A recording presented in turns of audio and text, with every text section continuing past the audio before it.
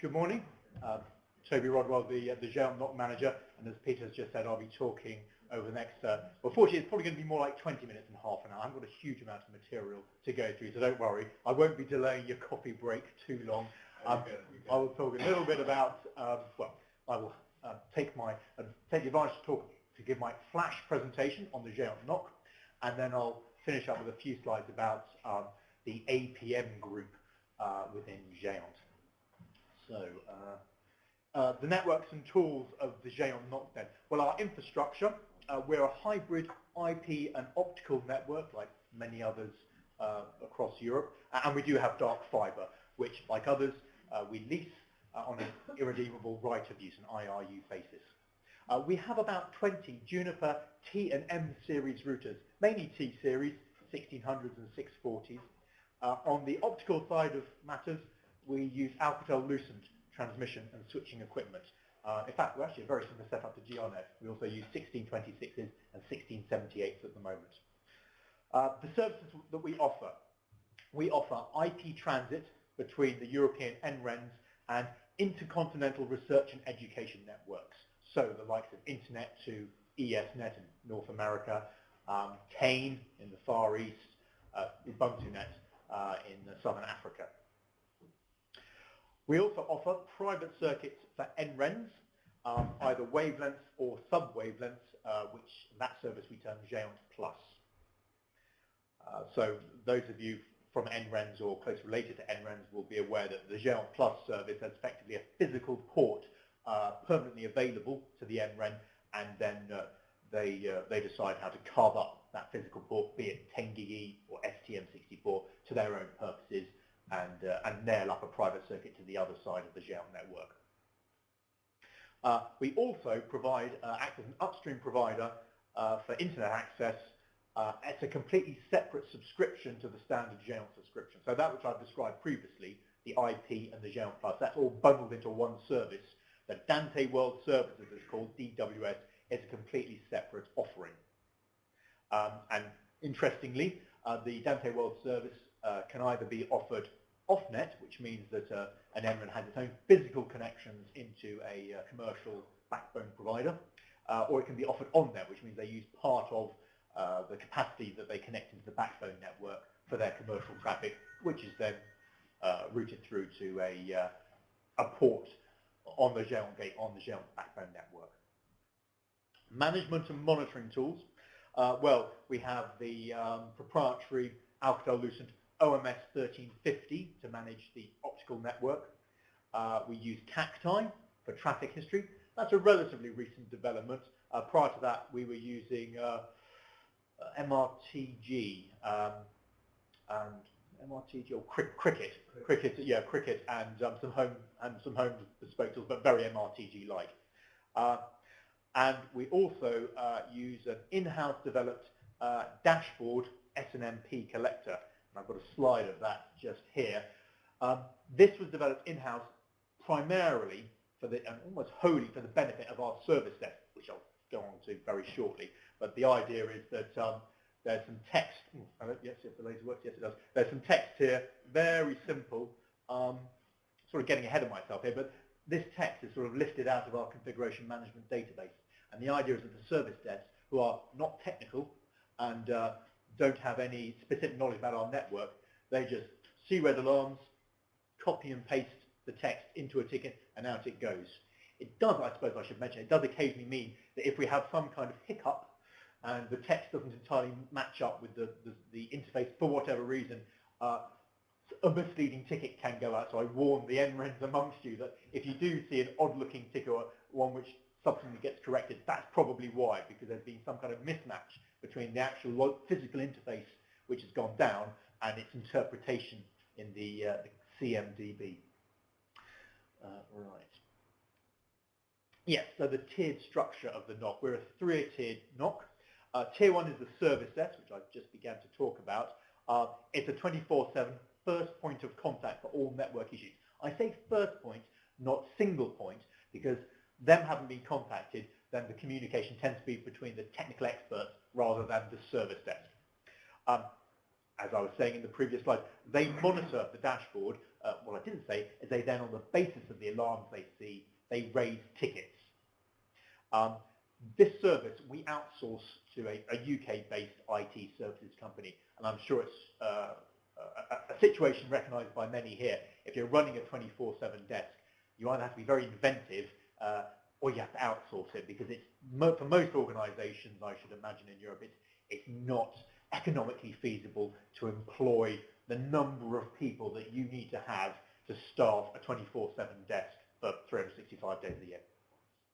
The tier 2 then, well, 6 engineers at the moment, Dante employees, working in 2 shifts, so nominally 3 engineers per shift, but what with training and holiday and the like, very often only 2 engineers in at a time. Covering the period, the weekdays, Monday to Friday, 0600 to 2200 CET, so that's 0500 to 2100 UK local time. The role of the tier 2 then, well, they assess the impact of a fault or expected outage in the case of maintenance. They localise failures. They coordinate the troubleshooting and repairs, bearing in mind, of course, that we're all based in Cambridge and our equipment is based everywhere except Cambridge. So we don't have our own staff who fix equipment on site. We're always dependent on third parties, normally the vendor or the vendor's contractors, which is why I said the level 2 is all about coordinating and managing these repairs. They also perform configurations of the routers and the optical system. Tier 3, only 2 engineers there, 1 IP specialist and 1 optical specialist, and they work Monday to Friday 9 to 5. They perform advanced troubleshooting, vendor liaison, as I've just mentioned. We use our vendors for system support, so maintaining a relationship with the vendor is very important. They also do most of the reporting, the monthly reports that we produce, they're instrumental in producing. They will deliver training to junior members of the NOC and potentially other people in the company, and integration. Integration of the new services that are being proposed and developed, then they will work in actually helping to integrate those into the procedures of the NOC as it stands. What I haven't mentioned there, but I'll just cover briefly, as you would imagine, amongst the Dante engineers, we have an on-call engineer outside of those staffed hours. 1 engineer, during the working week, it's one of the late shift tier 2 engineers. So you can imagine that the guy finishes the shift at 10 o'clock, he's then on call overnight, come 5 o'clock in the morning, local time, the morning shift comes in and he's no longer on call. So even if he has an interrupted night, as it were, he's got a chance of recuperating in the morning before coming in at 1 o'clock in the afternoon. At the weekend, a couple of engineers cover that shift, and the tier 3 engineers join the shift roster for that. So the main tools that we use our configuration management database. It's an organically grown in-house development called what we call the Ops database, operations database. It's, as I said, it's grown over the last 15 years, I should think. MySQL database, Perl PHP front end, GUI front end. The in-house dashboard, which I've already flashed up. Our ticket system, we use BMC Service Desk Express, abbreviated to SDE. That is a development of Remedy. So it uses Remedy as an underlying system, but the front end has been then produced, and it's Service Desk Express. It's actually provided by our service desk. So when we tendered for the service desk, we were interested in people supplying the service, and we're also interested in people offering a ticket system. And in fact, everyone who responded to the tender, they were all keen to provide both the service and the ticket system. So we didn't really have an option to mix and match, even if we had wanted to. And we were quite happy to outsource the whole thing, because it's one less thing on our minds. Well, the front end then, the GÉANT users, these are the GÉANT and new MedConnect NRENs. It's interesting to note that where an NREN, one of our users, our customers, takes a private circuit, wavelength or GÉANT Plus, as spoken about earlier, that's normally just one segment in an end-to-end service. Now, I haven't mentioned it here because I'm specifically talking about the GÉANT NOC, but the Dante NOC, we have another hat that we wear, which is the end-to-end coordination unit, which some of you here will be quite familiar with. I don't dwell on it here, but quite simply, the end-to-end coordination unit has a specific tool which polls the various segments of an end-to-end private circuit and flags up when one of the segments has some kind of issue. And that is, because that segment can be identified as to a particular domain, then the E2ECU can let all the interested parties know there's a problem on that end-to-end circuit, and also send a targeted email to that specific domain to say there appears to be a problem in or around your domain. Do you know what's going on?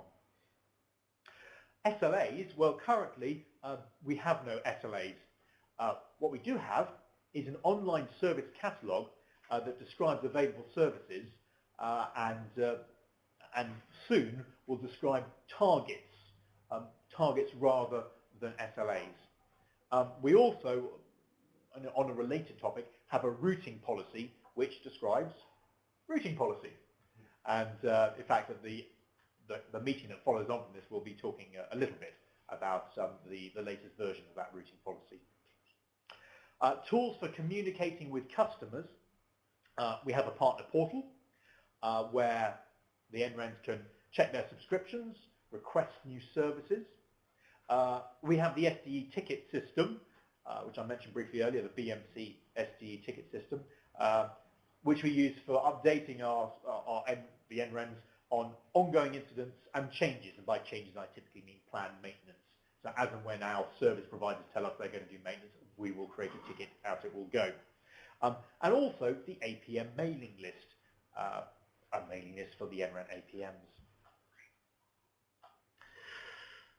As far as inter-NOC communications go, well, beginning with intra-NOC, so between ourselves, we'll use telephone, email and tickets, bearing in mind, of course, that our service desk is outsourced and is separate from ourselves, so hence telephone is useful there. We use Skype quite a bit. We even use Skype within the Dante portion of the NOC, and the reason why that is it keeps a record of what's going on, and we can copy and paste the whole of the body of that text into the handover log, so there's a permanent record of what was assigned to who and who did what. We use, I mentioned about the handover log, we use Microsoft OneNote for that. I'm not sure if that's a product that people are familiar with. It's part of the Office suite. People rarely use it. OneNote has strengths and weaknesses. It's very collaborative, very easy for people to jointly view and work on a sheet. For small repositories of text, it's quite quick and easy to search. One very nice feature is that you can copy and paste a PDF into the body of a OneNote page, and there's optical character recognition built into OneNote, so if you do a subsequent search, it will find text in the PDF which is embodied in the page. So that was very useful when we were first setting up the NOC, and we were furiously putting lots of documentation in place for procedures, because we could just cut and paste a PDF, maybe a vendor guide or something, and subsequently find it. The disadvantage of OneNote is that that search feature that I've described, it's a bit basic. You can't do complex Boolean searches. You can't say, I want to find this, but not that, and from this area. It's all or nothing, really. So the more that you put in there, the harder it is to get stuff out usefully. And that's a position we find ourselves in now, which is partly why we started to use Confluence, the Confluence Wiki. Now, the Confluence Wiki we particularly use as a calendar function, for MOTD, message of the day, so things I quickly want to promulgate to the engineers, and also for lessons learned, the lessons learned knowledge base. Then between NOCs, inter-NOC, the ticket system is very important, of course, email and telephone again. Documentation, wide variety of NOC documentation, useful web links, how to produce reports, templates for configurations. That's the kind of things that we've documented. Most of these documents are in that Microsoft OneNote that I was talking about just now. But as I described, there are disadvantages, particularly related to searching and collecting information. The other disadvantage of OneNote is that it's too easy to make changes. It's very easy to edit, but it's too easy to edit. You can inadvertently move something to another part of the hierarchy, or just delete pages, and it's not very good at warning you about that. So it might be that we either replace or merge OneNote with SharePoint. We've got an instance of SharePoint that we're expecting to deploy in Dante later this year. And we do have information in the Confluence wiki. Quite willing to provide a dump of any and all documentation, which not surprisingly is in English, so it's readily available. The only restriction there is time. It's time permitting. Yeah, so that completes my flash presentation. I'll launch straight into the GÉANT APM because I've only got a couple of slides on that, and then we'll cover questions straight after that. So the GÉANT APM, access ports. An access port is the physical port on the GÉANT equipment by which an NREN connects to the GÉANT IP backbone. So the access port manager was that traditionally was that main administrative interface between an NREN and GÉANT. Each NREN has been encouraged to nominate a primary and backup APM, and they also provide their own APM distribution list, and it's entirely up to them who they put on that distribution list, and invisible indeed to Dante. The traditional tasks of the APMs, receiving the monthly GÉANT service reports, determining who has access to the restricted GÉANT sites and tools, and attending APM meetings. So the APM meetings, these are held 2 or 3 times a year, and we've got a meeting following on immediately on the back of this TF-NOC. It's hosted by NRENs, Arnes in this case. It's chaired by the Dante operations manager, Marin Garcia, or very rarely if she's unable to make it, then a deputy, in this case me. And a typical agenda for an APM meeting, we'll begin with a review of outstanding action points, anything left over from the last meeting, updates on points which are ongoing. Then Dante will present updates about the operational network, so new circuits, new systems, upgrades, all that kind of thing. There are likely to be presentations on new and proposed services and plans in general. There will be discussions on actual and potential GÉANT policies, particularly routing policies and the like. And then finally, there will be presentations by NRENs on topics of interest. And then we'll wrap up with a review of all the outstanding ongoing action items and discuss when we'll next meet. Now, that's how the APMs have been running to date. We're actually in the process of evolving the APM structure, the way that APM organization works. I put new, and then I changed to new-ish network architectures because hybrid networks and dark fiber, what have you, are not that new anymore. But anyway, those newish network architectures and the multi-domain services that have been gestating for a long time now, they have stimulated a growth in the roles and responsibilities of the NREN APMs. Now, we're keeping the name the same because everyone's familiar with what it means, but in future it is expected that the APMs will, between themselves, within an NREN, that the group of APMs, the primary, the backup, and their colleagues who support them, between them, they will be able to represent all aspects of that NREN's GÉANT connectivity, be that IP or private circuits, and also the multi-domain services that they support. So like I say, the primary and backup APMs are encouraged to seek out additional help and assistance from their colleagues so that between them, they cover the full range of technologies and services.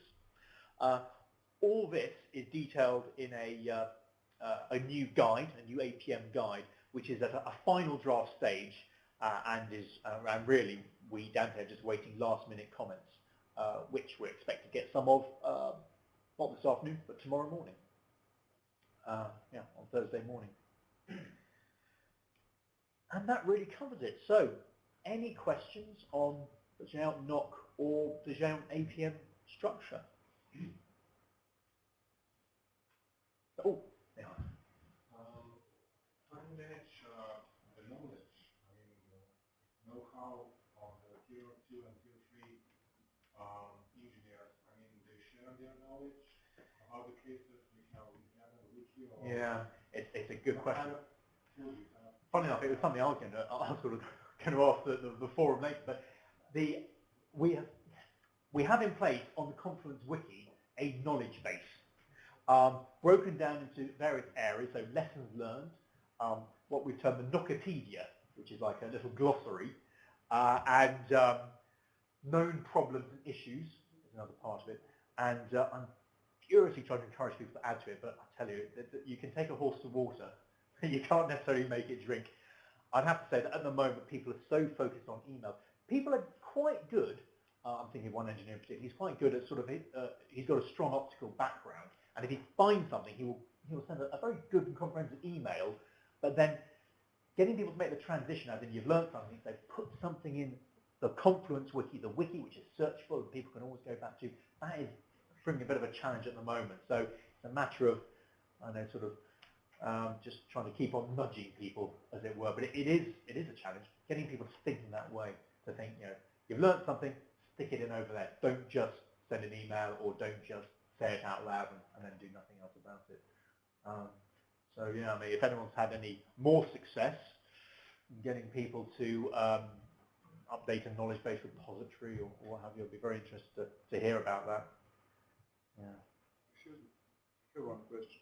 Well, we in Carnet, we actually don't have the structure of the wiki like you mentioned. We have a lot of documentation in our internal website, and we struggle with it. And now we are thinking about implementing some kind of knowledge-based system. But I'm wondering, the main problem of wiki content is that they don't guarantee that all information in that wikis are true and reliable. And I'm wondering if you have some kind of mechanism that some person in your organization have the task to evaluate the content of that wiki, so that you prevent wrong and non-consistent information to get in that wiki and the content to become adaptive or we don't, but you're right, that would be a good thing to have in place. And just off the top of my head, it should be relatively straightforward to have things like a field on the page where you could have the nominated senior engineer say, yes, I've read this and I'm entirely in agreement with it, or basically. I mean, one advantage of, I think, wikis in general, but certainly Confluence, the one I'm most familiar with, is you've got the comment page. You can always add comments to a page. So you can imagine that people should be encouraged to read an article and comment on it and say, this is very good, or this is beyond me, don't understand it, or I tried this, I followed this, and it worked very well. And the other thing that would be good is a review mechanism. I think someone, I forget who, but someone did mention in a previous Flash talk that they had a mechanism for ensuring that all procedures were reviewed on a yearly basis. That they had exactly. So that's important. We link our service portfolio as such to a yearly review mechanism. That would be the person having to sign up. And we also keep displays of what services have an approved status based on that it actually is reviewed, so that we can sort of with people interaction. And what we do already have for the procedures certainly is and the articles and the Confluence. I hope that people will fill out a field called scope to describe the scope of what that article about, which could include, for example, this is relevant for the next year or until June 2012, to immediately give a feeling for its relevance and what it covers. Excuse me, one question for you then. You said that you have some kind of revision of your documentation, and that some kind of experts approve that documentation is completely true and relevant to that area. But I'm wondering if the wiki is like open for all kind of dissemination of knowledge and experience in organization. Is there some kind of mechanism that you distinct the official documentation that is like things that you can implement in completely safe and important environment, and some kind of workaround and not so official documentation, some experiences in the I don't know, a network environment that isn't to recommend, but to recommend in some important part, but it's some kind of knowledge that we can discuss further test and implement, and some kind of that Probably lost you somewhere in that question, because I can tell you how it works, and then you can. Yes, because I'm wondering, you have some kind of technical knowledge on some project, on some implementation, and you say this is like this is the solution that we agreed that is working, that doesn't have any bugs. It's official documentation, and if you had to implement that one more time, follow that documentation. It's official. It's completely safe. And some other kind of documentation are like we are exchanging some experiences. I made some workaround in some lab environment. It's not for implementing in the crucial parts of network, but also I'm using that wiki to share my experience with some testing results, with something that more my colleagues can contribute in making some more knowledge. Yeah, you have the last part, that is the traditional wiki use, and then we separate out the actual necessary service step-by-step procedures for the NOC operators that have to be attached to the service in our catalog. So we have sort of a set of mandatory things that have to be in place in order to have an accepted status of the service documentation, and then we just link into a wiki. So it's the mandatory part that is sort of checked out, and that you have to approve that these are the steps that the NOC has committed to for that service. And then we just link into the wiki for the further documentation, because it's so hard to operationalize the wiki, because you want to put as much as you like, and then over time it's hard to extract the key points that the NOC has to be able to do in a hurry for the customer, or to pass it on to the expert level for the processes. We sort of. I'm just wondering how to distinguish the information that is maybe useful and that is completely true, and that information that I don't know, that's maybe not so tested, not so maybe it's completely wrong. Maybe it will lead some engineer to make some changes in network that will be worse, that he didn't or she didn't do it at all. And in basics, I wonder how to evaluate that content, how to make sure that everything on the wiki is truly acceptable in some parts of network, that you don't make some. I think at a basic level you need to distinguish between a knowledge-based article and a procedure. And then you need to make sure everyone realizes that if you're reading a knowledge-based article, that does not supersede an established procedure, and that don't. And if you have general procedures about when to make changes on the network, how to make changes on the network, certainly don't let a knowledge-based article override that.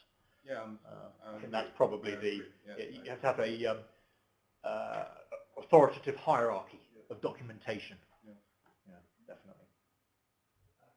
I could just going from how Northern does, we also keep most of our documentation in a wiki, and I can just sort of concur with the Toby that it's fairly hard to get everyone to always contribute their knowledge to actually get everything down there. So for us, it's just that we try to keep as much as possible of the information that is useful, and it would probably be very beneficial to have someone that actually iterates over this, just basically to keep sure that the structure is there, that the information is relevant. But at least in my experience, we found that it's very little information that is bad or wrong in the end, because there's not a huge amount of information that people put in there. So I don't find that we need someone to sort of take away things from us because it's sort of harmful information. But it's simply the information, at least that we have, the more is better. But I can definitely, if it would be possible to implement, I would also sort of go for the way that Toby says. You have some kind of hierarchy where you say the procedures are the things that you should follow, and then you can have sort of backup information and helpful text that accompanies that. But I would say it's fairly big challenge to actually get that to work in practice. I have a question. Do you have a procedure that on a regular basis somebody analyzes all the tickets and based on the experiences and the frequency of tickets and so on, make a documentation that will be put in a knowledge base? We have, there are a couple of things. We don't do it exactly that way. We have built in our ticket system a sort of a knowledge base that, depending on when the NOC engineer creates the ticket, depending on sort of the field, there's a lot of structured fields like the equipment and the type of problem and the customer, and the more of these fields that actually match, there is, you can, parallel to the ticket, you can open another page where you get all the old tickets listed, and the more fields that match, the higher up the ticket gets. So then they can go back and see, this is how we solved the problem that was fairly similar to this one. But we don't extract information from tickets. We generate reports from the tickets that we present to our customers and say, this is the outage and the problems. And every month we sort of have provider meetings where it says, if there's something that is wrong or something that major problem, then we try to identify what the problem was and try to solve it. But that information sort of, we try to solve it, but it doesn't really feed back into the documentation.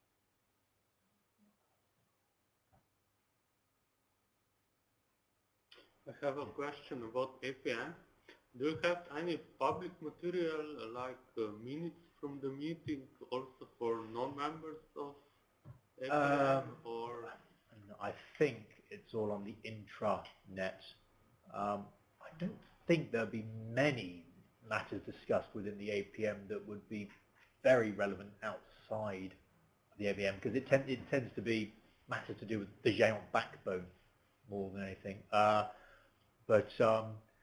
If I would suggest, if you think that there's a topic of particular interest that is available through the APM, then you could talk to your NREN and quiz them.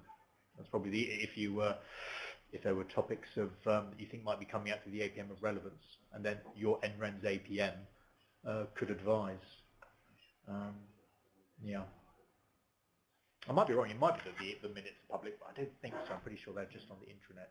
In fact, it might be that some of the APMs here can confirm that. They're the intranet, aren't they? All information is on the internet. The intranet, yeah.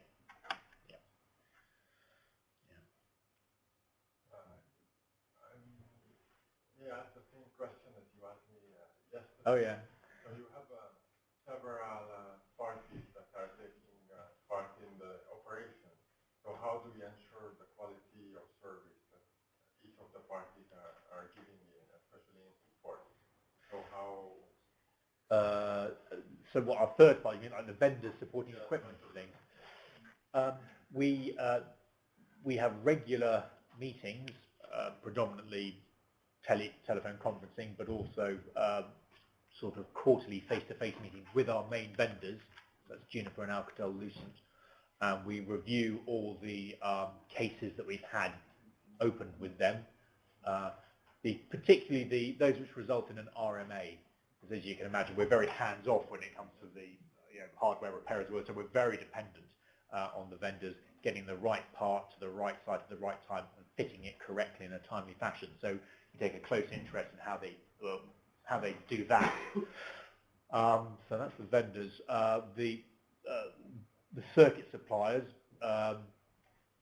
at the moment we do not have regular meetings with the circuit suppliers, and my colleagues in the operations team, it's something that they're going to try and do in future to keep, for that very reason, to keep closer tabs on them, because there's quite a wide variety in the performance of the telecoms providers, both managed wavelengths and dark fibre. With our service desk, we have monthly meetings with them. In fact, just a couple of one interesting thing is the key performance indicators and the SLA that we have with our service desk. Their main metric is they need to open a ticket within 15 minutes of being informed of an event, be that an email from an NREN saying I've got a problem, or equally likely, if not more likely, a critical dashboard alarm. And so within the ticket itself, there'll be a record of when the event occurred, and then of course the ticket timestamps itself as to when it's created.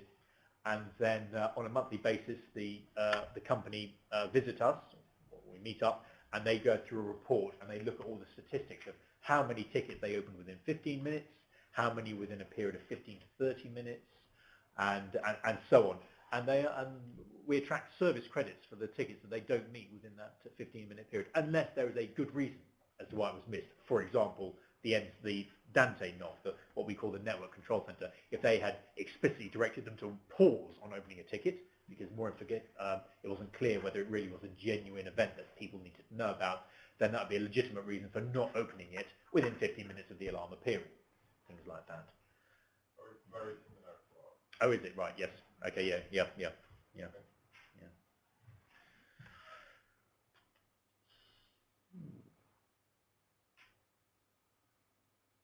Oh, well, no more questions there. Thank you. All right, thank you.